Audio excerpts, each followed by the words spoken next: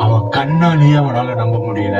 அவங்க அம்மா தலையே இல்லாம முண்டமா கீழே கிடக்குறாங்க. இந்த வீட்டுக்குள்ள யாருமே போகாம அது கோஸ்ட் ஹவுஸாவே மாறிச்சு.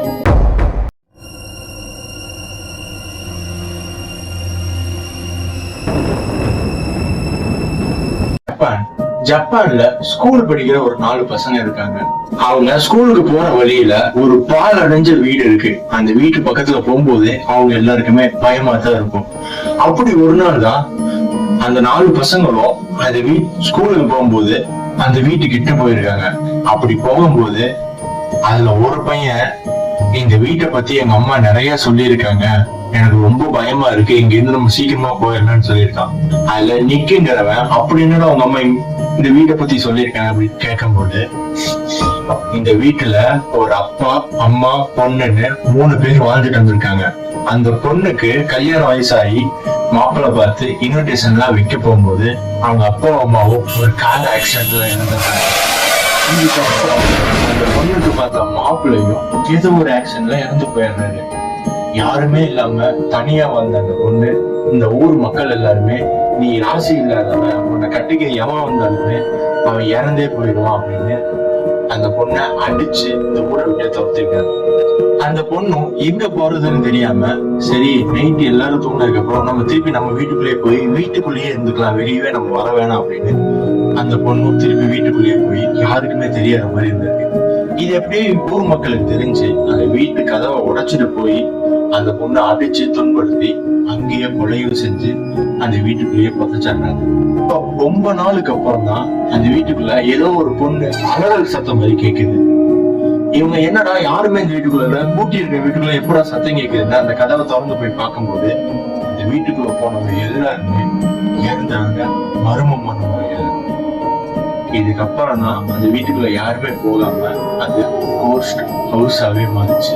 இதுக்கப்புறம் நிக்குங்கிற ஒரு பையன், இப்படி எல்லாம் எதுவுமே கிடையாது, உங்க அம்மா உங்ககிட்ட போய் சொல்லியிருக்காங்கடா, நான் வேணா இந்த வீட்டுக்குள்ள போய் இங்க எதுவுமே இல்லைன்னு ப்ரூவ் பண்ணி காட்டவா அப்படின்னு சொல்லும்போது மீதி இருக்கிற மத்த பசங்க எல்லாம் பெரிய பெரிய ஆம்பளைகளே அங்க போக பயப்படுறாங்க. நீ என்னன்னாடா அங்க போய் ப்ரூவ் பண்ணி காட்டணும்னு கேட்கிற, பேசாம வா நம்ம ஸ்கூலுக்கு போலாம் அப்படின்னு ஸ்கூலுக்கு போயிடுறாங்க.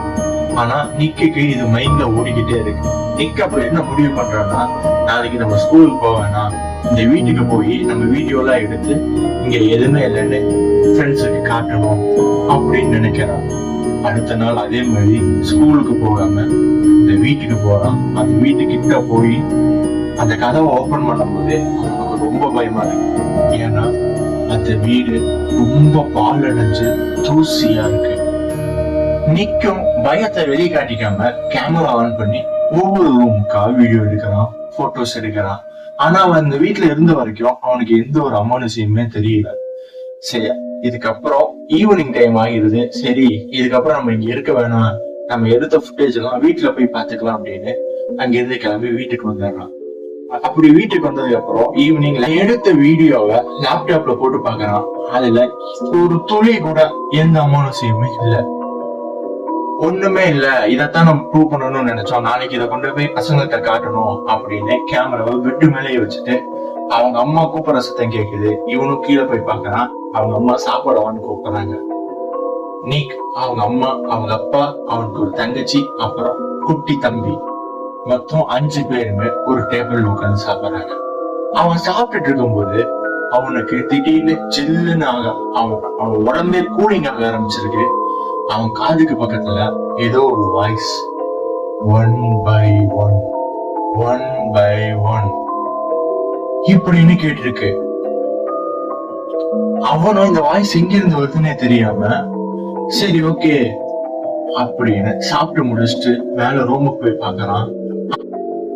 அவன் பெட்ல வச்ச கேமரா எப்படி டேபிளுக்கு போச்சுன்னு நிறைய வாட்டி யோசிக்கிறான். ஆனா எதுவுமே தெரியல. சரி நம்ம தான் வச்சுட்டு மறந்துருப்போம் போல அப்படின்னு அவனு கேஷுவலா அந்த நாள் தூங்கிடுறான். அடுத்த நாள் அவங்க வீட்டுல ஏதோ தீயன ஸ்மெல் வருது. இவனும் முழிச்சு அம்மாவை கூப்பிட்டு, அம்மா என்ன தீயுது, என்ன ஆச்சு அப்படின்னு கேட்கும்போது, நான் சமைச்சிட்டு இருக்கேன், இதை நான் பாத்துக்கிறேன் அப்படின்னு அவங்க அம்மா சொல்லியிருக்காங்க.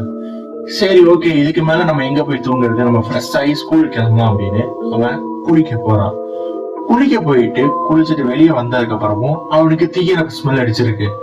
அப்போ நம்ம அப்பவே அம்மாட்ட சொன்னோமே, அவங்க என்ன இன்னும் என்ன பண்ணிட்டு இருக்காங்க அப்படின்னு கீழே போய் பாக்குறான். அதுவும் கிச்சன்ல. அவன் கண்ணாலேயே அவனால நம்ப முடியல. அவங்க அம்மா தலையே இல்லாம முண்டமா கீழே கிடக்குறாங்க. இத பார்த்து நிக் கத்தி அலறி அடிச்சுட்டு ஓடி வரான். அவங்க அப்பா என்னாச்சுன்னு கேட்டு வரும்போது, அப்பா கிச்சன்ல என்னமோ இருக்கு, நீங்க போய் பாருங்க அப்படின்னு சொல்லும் போது அவங்க அப்பா போய் பாக்குறாரு. அவங்க அம்மா தலையே இல்லாம முண்டமா இருக்கிறத. இதுக்கப்புறம் நிக் அப்பா இன்னுமே ஸ்மெல் எச்சா வருது அப்படின்னு அவங்க நிக்க சொல்லும் போதுதான் அவங்க அப்பாவுக்கு ஒரு விஷயம் புரியுது. ஓவன்ல ஏதோ ஒண்ணு எரிஞ்சிட்டு இருக்கு. அது என்னன்னு போய் பார்க்கும்போது அவங்க அம்மாவோட தலை. ஷாக்கிங்கா இருக்குல்ல. இதுக்கப்புறம் இந்த நியூஸ் தெரிஞ்சு இவங்க வீட்டுக்கு போலீஸ் வராங்க. போலீஸ் இன்வெஸ்டிகேஷன் எல்லாம் பண்ணி இந்த கேஸ ஒரு திருடம் உள்ள வந்து இவங்க கொலை செஞ்சுட்டு போயிட்டாங்க. கேஸ க்ளோஸ் பண்றாங்க. ஆனா நிக், அவன் தங்கச்சி, அவங்க அப்பா, அவன் தம்பின்னு 4 பேருன்னு அழுதுகிட்டே இருக்காங்க. அந்த மாதிரி ஒரு டைம்ல தான் அவங்க அப்பா, இங்க பாருங்க, இப்பதான் ஒரு திருட வீட்டுக்குள்ள வந்து அம்மாவை கொலை பண்ணிட்டு போயிருக்கான். ஒரு சின்ன சத்தம் கேட்டாலும் உங்க ரூம்ல இருந்து வெளியே வராதீங்க. நீயும் தங்கச்சியும் அந்த ரூம்ல படுத்துக்க, நானும் தம்பியும் இங்க படுத்துக்கிறோம். தயவு செஞ்சு போய் தூங்குங்க, என்ன ஆனாலும் ரூமை விட்டு வெளியே விட்டு வராதீங்க அப்படின்னு சொல்லிட்டு போயிடுறாரு. நீக்கும் அவன் தங்கச்சியும் தனித்தனி பெட்ல படுத்துக்கிறாங்க. அப்போ நிக் தூங்கிட்டு இருக்கும்போது திருப்பியும் அவன் காதுக்கு கிட்ட 1 by 1 1 by 1 சவுண்டு கேக்குது. இந்த சவுண்டு கேட்டு நிக் எந்திரிக்கும் போது அவன் கதவு கிட்ட ஏதோ கருப்பு கலர்ல ஒரு உருவம் நிக்கிறத பாக்குறான். கருப்பு கலர் உருவம் ஒரு சில செகண்ட்லயே மாயமா மறைஞ்சிருது. அப்படி மறைஞ்சதுக்கு அப்புறம் துப்பாக்கி சுடுற சத்தம் ஒண்ணு கேக்குது. இவனும் என்ன ஆச்சுன்னு பதவி அடிச்சுட்டு அந்த ரூமுக்கு போய் அவங்க அப்பா ரூமுக்கு போய் பார்க்கும்போது இவங்க பாதுகாப்புக்கு வச்சிருந்த துப்பாக்கி அதை எடுத்து அவங்க அப்பா அவன் தம்பி தலையை சுட்டிருக்காரு. அவன் தம்பி கீழே செத்து கிடக்கிறான். இவனும் பார்த்து ரொம்ப அழுகிறான். ஆனா அந்த இடத்துல அவங்க அப்பா இல்ல. அப்பா எங்க போனாருன்னு இவன் அழுதுகிட்டே போய் தேடி பாக்குறான். அவங்க அப்பா இன்னொரு ரூம்ல தூக்கு மாட்டி இறந்து கிடக்குறாரு. இத பார்த்த உடனே அவன் தங்கச்சி ரொம்ப பயந்து கத்த ஆரம்பிக்குது. இவனுமே ரொம்ப பயந்து போயிடுறான். இங்க ஏன் இப்படி எல்லாம் நடக்குது, நமக்கு என்ன ஆகுதுன்னு ஒண்ணுமே உனக்கு புரியாம நிக்கிறான். இதுல இன்னொரு முக்கியமான விஷயம் என்னன்னா, இந்த மாதிரி ஒவ்வொருத்தர் சாகும் போதும் அந்த கேமரா ஆட்டோமேட்டிக்கா ஆன் ஆயிருக்கு. அவனும் இது கேமரா ஏதோ கம்ப்ளைண்டா இருக்கும் அப்படின்னு நினைச்சு விட்டுறான். இது கடைசியில அவன் தங்கச்சி கத்தி அழுத்துச்சுன்னு சொன்னான் இல்லையா, இது கொஞ்ச நேரத்துக்கு அப்புறம் 2 பேருமே சமாதானம் ஆயிடுறாங்க. என்ன பண்றதுன்னு தெரியாம இந்த வீட்டை விட்டு வெளியே போக ட்ரை பண்றாங்க. ஆனா முடியல. சரி ஓகே அப்படின்னு அவன் தங்கச்சி ரெஸ்ட் ரூம் போகும்போது இவனுக்கு திருப்பி அந்த சத்தம் கேட்டிருக்கு.